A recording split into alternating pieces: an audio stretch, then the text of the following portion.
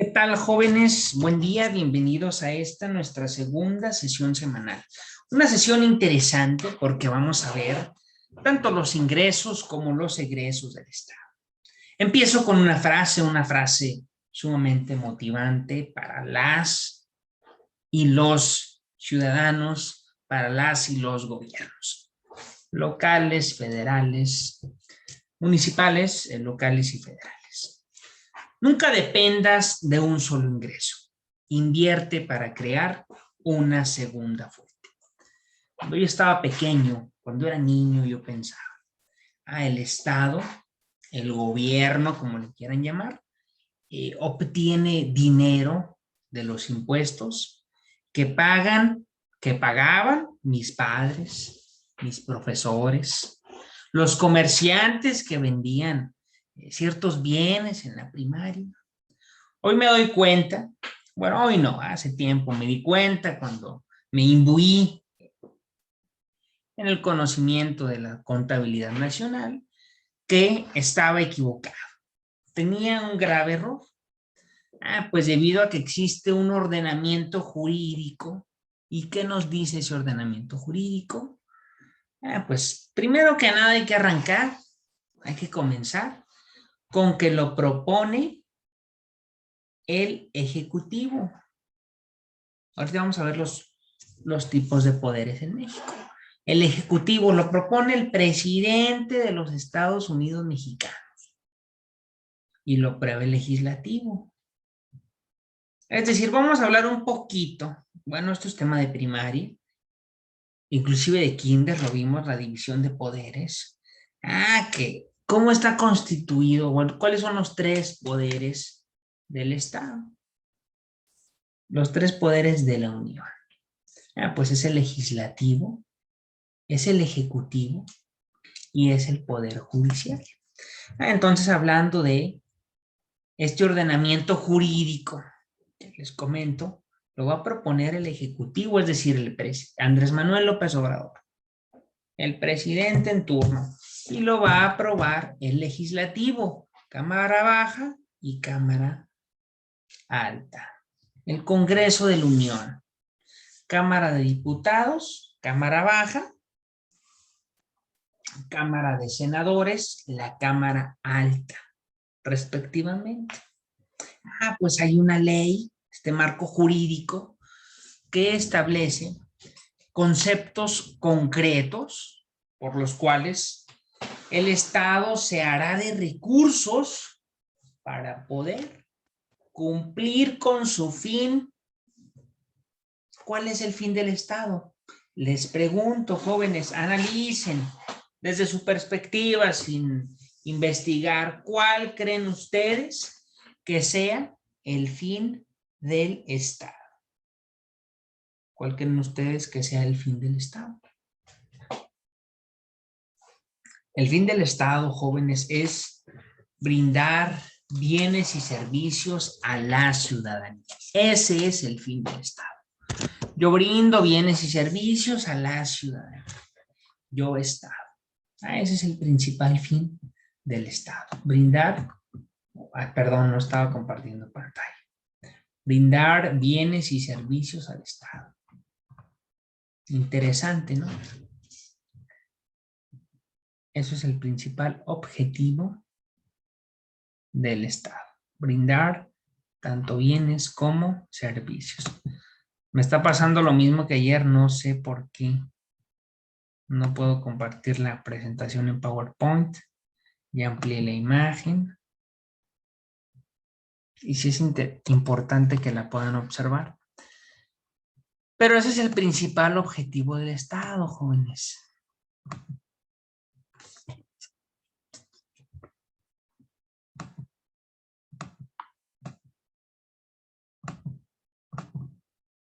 ¿Qué está pasando? ¿Qué está pasando? Un momento, vamos a intentar de nuevo.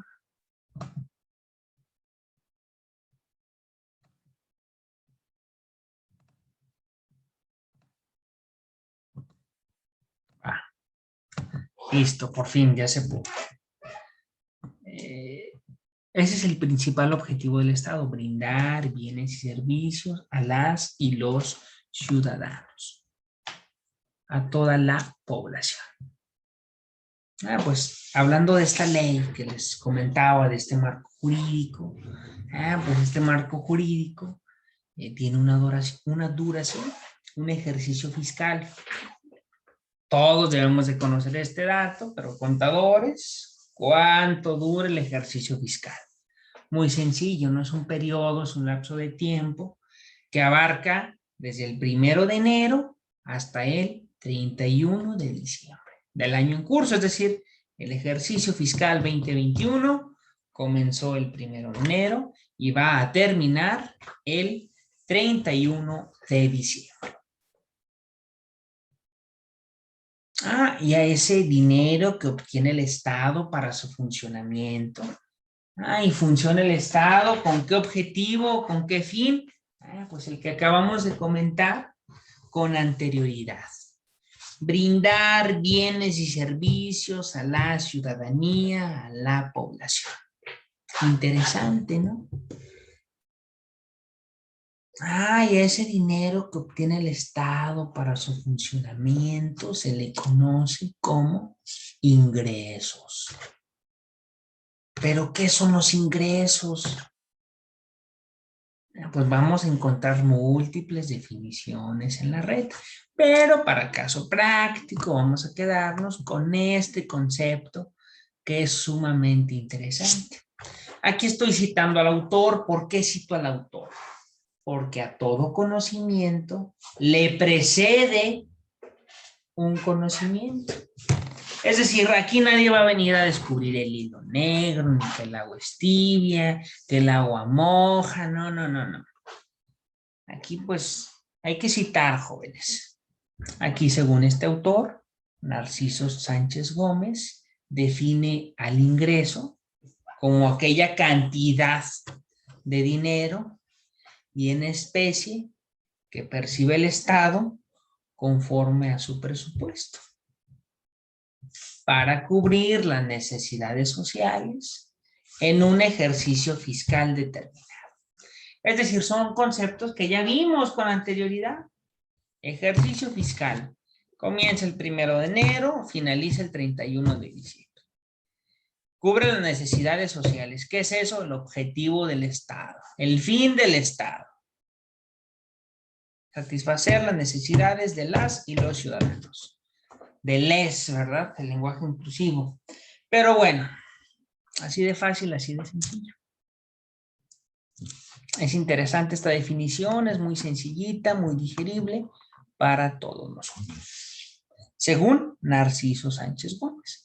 Él así define qué son los ingresos. Así de fácil y así de sencillo. Yo les platicaba con anterioridad que el Estado mexicano se conforma por su territorio, por su población, por su gobierno y por su soberanía. Los órganos básicos del Estado: poder ejecutivo, poder legislativo, poder judicial. Y esa separación de poderes obedece a la triple premisa de Montesquieu. ¿Alguien ha escuchado sobre Montesquieu? Probablemente sí, pero el chiste, bueno, el objetivo no es solamente conocer a Montesquieu no, imbuirse en ese espíritu de conocimiento e investigar sobre lo que nos decía Montesquieu. Hay una que se le conoce, una triple premisa. Se le conoce como la triple premisa de Montesquieu. ¿Qué nos dice esa triple premisa de Montesquieu? Pues muy fácil, muy sencillo. Que aquella persona o aquellas personas que hace o hacen las leyes no sean los encargados de aplicarlas ni ejecutarlas. Y que el que las ejecuta no pueda juzgar su aplicación. Y el que las juzgue no las haga ni las ejecute. Profundo este pensamiento. Excelso, maravilloso. que el que haga las leyes no sea el encargado de aplicarlas o ejecutarlas, y el que las ejecuta no pueda juzgar su aplicación, y que al que juzga no las haga ni las ejecute. Interesante, ¿no? Un debate filosófico, sin duda alguna, de esta triple premisa de Montesquieu. Ahora vamos a la Constitución Política de los Estados Unidos Mexicanos, que es sumamente interesante, pero que desafortunadamente desconocemos. Sí, desconocemos temas tan básicos. En lo personal desconozco mucho de mi Constitución, y no es solamente mi caso, ¿no? Desafortunadamente veo cómo muchos ciudadanos desconocen o no tienen los conceptos básicos de cómo está armada, cuál es la estructura, cuál es el esqueleto de la Constitución. Pero vamos a enfocarnos principalmente al artículo que tiene relación con el tema que estamos analizando. Pues es muy fácil, ¿no? Vámonos al artículo 31 de la Constitución Política de los Estados Unidos Mexicanos. ¿Qué nos dice? Que son obligaciones de los mexicanos cuatro obligaciones nos marca en ese artículo. Pero nosotros pues nos vamos a basar en la que estamos analizando, ¿no? Es contribuir al gasto público. Contribuir al gasto público de manera proporcional y equitativa, conforme lo dispongan las leyes. Entonces no se les olvide, nos vamos a tatuar artículo 31, fracción cuarta. Son obligaciones de los mexicanos contribuir al gasto público de forma proporcional y equitativa. Proporcional y equitativa. Es decir, ustedes jóvenes, yo, Jorge Mancinas, debemos de contribuir al gasto público. Es decir, es nuestra obligación como mexicanos. Contribuir al gasto público. Vienen 4 obligaciones, si les interesa conocer un poco más del tema. Con gusto, las pueden analizar. Un momento, por favor.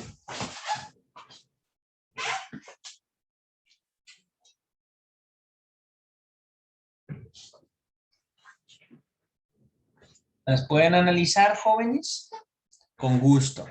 Pero vamos a enfocarnos, artículo 31, fracción cuarta. Son obligaciones de los mexicanos contribuir al gasto público de manera proporcional y de manera equitativa. Va, muy bien. Hasta el momento, ¿todo bien? ¿Todo correcto? La triple premisa de Montesquieu, la división de poderes, poder ejecutivo, poder legislativo, poder judicial. Ok.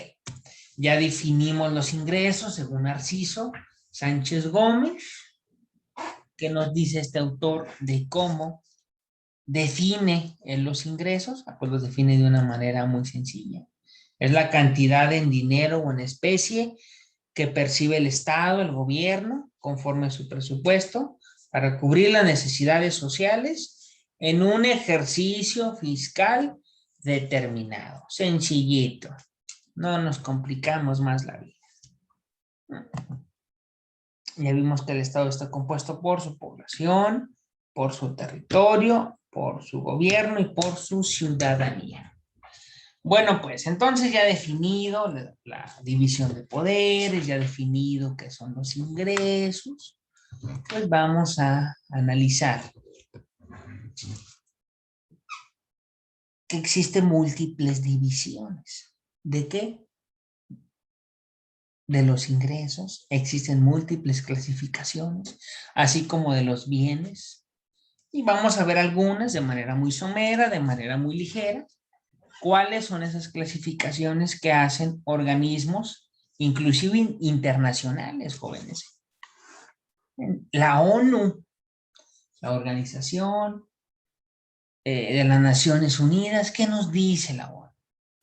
Pues divide los ingresos en dos grandes rubros: tributarios y no tributarios. Los tributarios, en palabras llanas, ¿qué son? Pues los impuestos.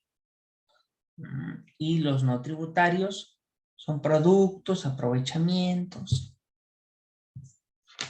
Vamos a ejemplificar. Pues en México existe una clasificación para dividir los ingresos. Es decir, tiene una codificación. Se le conoce como CRI, clasificador por rubro de ingresos. Fácil, ¿no? CRI, su acrónimo, CRI, clasificador por rubro de ingresos. ¿Y aquí qué nos dice? ¿Cómo va el CRI? ¿Con qué se come? Etc, etc. Pues muy fácil, es decir, el CRI va a agrupar, va a representar a los ingresos públicos, según su naturaleza, según la característica de sus transacciones que le van a dar origen. En el ejercicio fiscal, ojo, 1 de enero, 31 de diciembre. ¿Cómo es repetitivo el profesor? Sí, pero debemos de que se nos quede este conocimiento. Artículo 31, fracción 4. Son obligaciones de los mexicanos contribuir al gasto público de manera proporcional y de manera equitativa.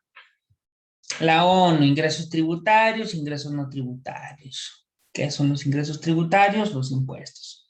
¿Qué son los ingresos no tributarios? Productos, aprovechamientos, etc, etc. La triple premisa de Montesquieu. Bueno, entonces, el ejercicio fiscal, estábamos hablando del CRI, que son todos aquellos ingresos que va a percibir el Estado provenientes, de los siguientes conceptos. Aquí los podemos ver en la filmina. Impuestos. No vamos a ver todos debido a que tenemos escasez de tiempo, pero vamos a analizar algunos, claro que sí. Y vamos a observar el primero, ¿no? Lo analizamos de una vez y luego seguimos hablando de los demás. No, primero vamos a ver todo el listado. Primero de ellos es el impuesto, segundo son las cuotas y aportaciones de seguridad social.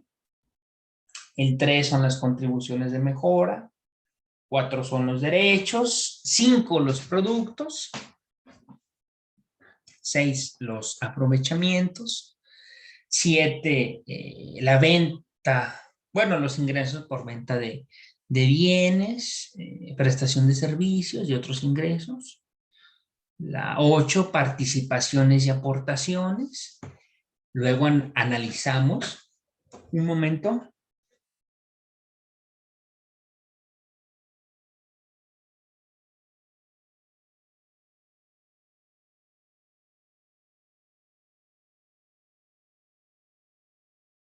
Luego analizamos, jóvenes, las participaciones y las aportaciones, que la verdad nos va a dar mucha vergüenza, mucha tristeza como Estado. Algunos municipios del mismo estado de Durango que dependen de la federación, es decir, somos hijos, es hijo chiquito, ¿no? Pero bueno.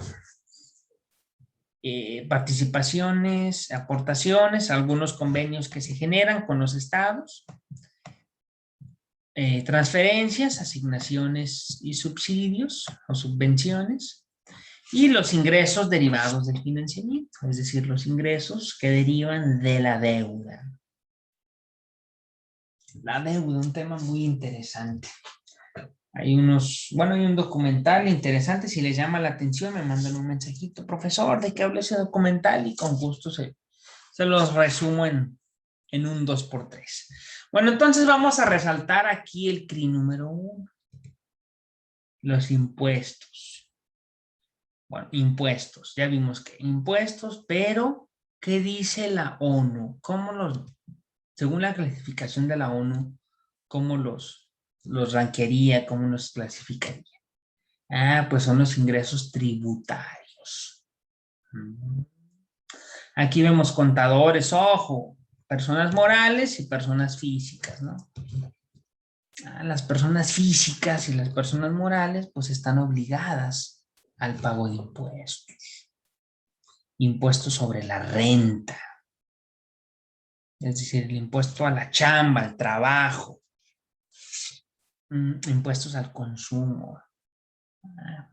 Un ejemplo de un impuesto al consumo, pues el IVA, ¿no?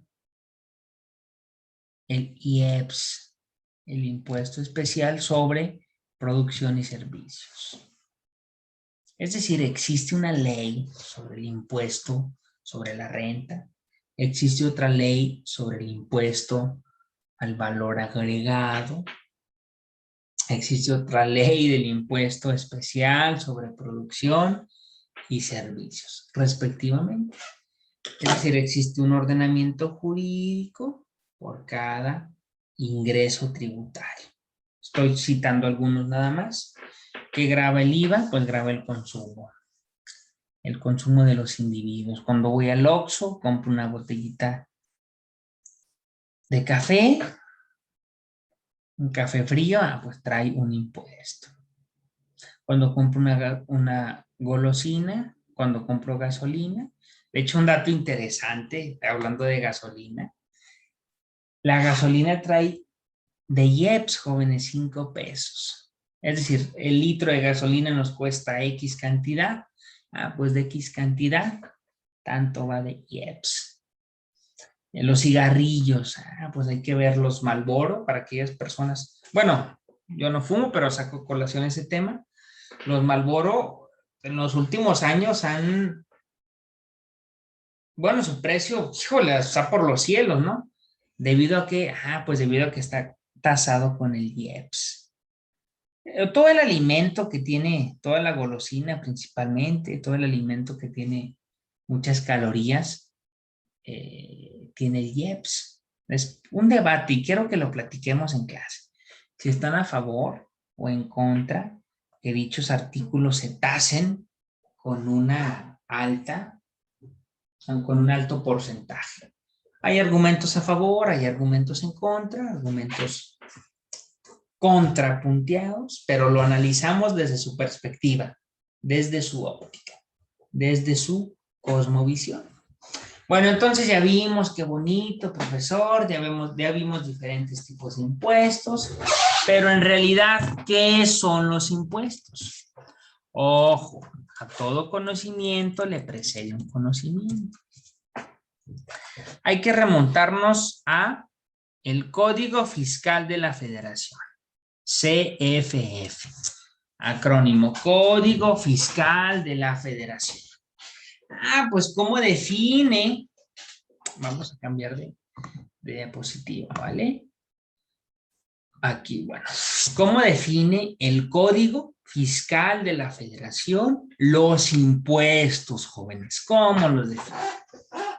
Pues son todas aquellas contribuciones que están establecidas en la ley. Es decir, yo no te voy a cobrar porque se me ocurrió. No. Están establecidas en la ley que deben de pagar quienes, ya lo dijimos, personas morales y personas físicas.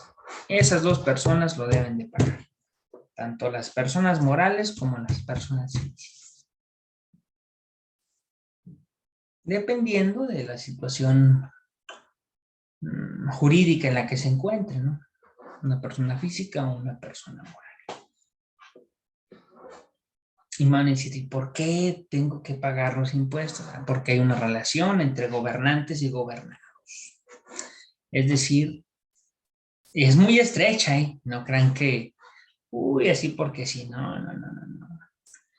Yo le di a un hombre, en este caso al presidente municipal, al gobernador, al presidente de la República, un derecho. ¿Cuál derecho? El derecho que me gobierna en plena soberanía. Y si yo le estoy transfiriendo ese derecho de inmediato, en automático, le estoy cediendo el derecho de recaudar los impuestos. Pero impuestos ¿para qué? Me van a decir, ¿para qué? Pues para el funcionamiento del Estado. El pago a la burocracia, burócrata, del francés, bourron. Luego vemos la escuela, muy interesante. El pensamiento administrativo, esa escuela administrativa que nos habla de la burocracia, una escuela francesa. Pero bueno, jóvenes, entonces, ¿qué más? ¿Qué más? Yo le transferí a mi gobernante, yo gobernado, le transfiero el derecho de que recabe los impuestos para el funcionamiento del Estado. Para el buen funcionamiento del Estado. Claro, debe de ser un buen funcionamiento del Estado. Pero me van a decir, bueno, usted me está hablando de 3 órdenes de gobierno. Gobierno municipal, gobierno estatal y gobierno federal. Va a decir, ¿no estoy tributando doble o triple? Ah, buena pregunta, que probablemente ustedes la imaginaron. En México existen 3 niveles de gobierno: federal, estatal o municipal. O como lo queramos ver, municipal, estatal o federal. Pero en orden jerárquico nos vamos federal, estatal y municipal. Entonces, ¿qué es la doble tributación? Probablemente se pregunten, estoy pagando 3 veces los impuestos. ¿Por qué hace eso gobierno injusto? Pues no, claro que no. No estamos tributando doble. La doble tributación es gravar la misma fuente de ingresos, derechos, aprovechamientos, según la ONU, tributarios, no tributarios. Pero no, claro que no, porque existe un sistema nacional de coordinación fiscal. ¿Y qué nos dice ese sistema nacional de coordinación fiscal? Pues define algunos principios. Entre ellos es que ¿qué le corresponde a cada quien? Porque, por ejemplo, al gobierno federal le compete el cobro de ciertos impuestos específicos, claro, de ciertos derechos específicos, como el IVA, como el ISR, como el IEPS. Esa bolsota va a la federación, que después la transfiere a los estados. Pero bueno, eso lo vemos a continuación. ¿Sale? Es decir, existen impuestos estatales. Yo, Jorge Mancinas, voy a Nayarit. Ahí en Nayarit, pues me hospedo. En Tepic, X Hotel, Fiesta Inn. ¿Qué tiene que hacer Jorge Mancinas? Pues pagar un impuesto. Es un impuesto por servicio de hospedaje. En Durango también lo cobran, naturalmente. Es un impuesto estatal. ¿Quién de ustedes, jóvenes, en algún momento de su vida ha jugado al Melate, a Revancha, al Trix, a Ganagol, a Progol, Revanchita, los raspaditos que venden en las tiendas de pronósticos? Pues yo, si me gano X cantidad, pues está tasada, es decir, tiene un impuesto. Y ese impuesto es estatal. Varía. Si no mal recuerdo, está cerca del 7% en casi todos los estados, en la mayoría. El Zacatecas tiene el 1%. Es decir, varía la tasa, pero promediando, y la mayoría de los estados cuentan con un 6.75%. Ok, entonces un impuesto municipal. Pues año con año, las personas responsables a inicios de año hacen el pago de su predial, impuesto predial. ¿Qué nos decía el ex Bueno, ya no es el ex, porque era Arturo Herrera, el ex secretario de Hacienda. Ya no lo es, ya es Rogelio Ramírez de la O, un keynesiano. Nosotros macroeconomía, bueno, en esta clase de macroeconomía, vamos a ver el keynesianismo. ¿Qué decía Keynes?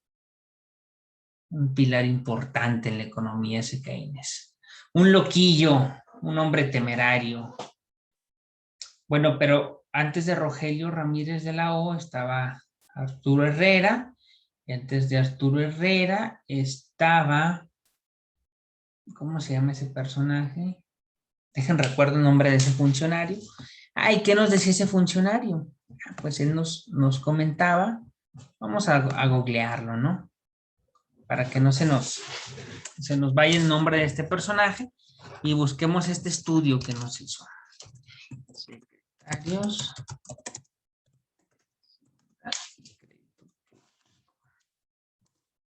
Ah,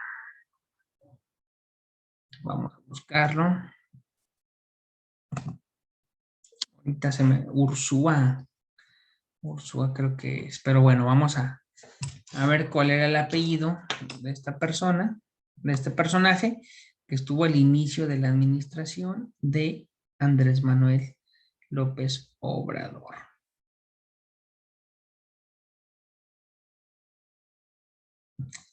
Carlos Manuel Ursúa. Es decir, llevan 3 secretarios de Hacienda y Crédito Público. En el sexenio de Peña hubo 3 también. Ursúa. Carlos Manuel Ursúa Macías. ¿Ok? ¿Qué nos decía este personaje?